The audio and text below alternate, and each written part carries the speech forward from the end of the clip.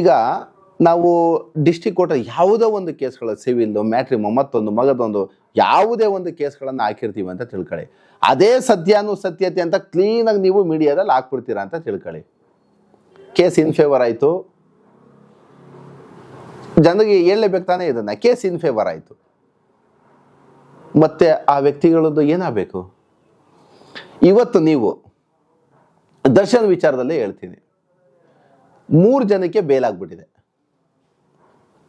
ಏನು ಮಾಡ್ತೀರಾ ಮೀಡಿಯಾದವರು? ಏನು ಮಾಡ್ಬೋದು ನೀವು? ಮೀಡಿಯಾದವ್ರಿಗೆ ಸರ್ವಾಧಿಕಾರ ಕೊಟ್ಟವ್ರು ಯಾರು? ನಿಮ್ಗೆಲ್ಲ ಹಕ್ಕುಗಳನ್ನು ನಿಮ್ಮ ಕಾನೂನು ಕೊಟ್ಟಿದೆಯಾ? ಇದನ್ನು ಅರ್ಥ ಮಾಡ್ಕೋಬೇಕಲ್ವ? ಆಮೇಲೆ ಬೇಲ್ ಇಸ್ ದ ರೈಟ್ಸ್ ಅನ್ನೋದೇ ಕಾನೂನು. ಪ್ರತಿಯೊಬ್ಬರಿಗೂ ಬೇಲ್ ಕೊಡಬೇಕು ಅನ್ನೋದೇ ಕಾನೂನು. ಮ್ಯಾಕ್ಸಿಮಮ್ ನಮ್ಮ ಪ್ರಕಾರ ಇನ್ನೊಂದು 2 ಮಂತ್ಸಲ್ಲಿ ದರ್ಶನ್ ಅವ್ರು ಆಚೆ ಬರ್ತಾರೆ.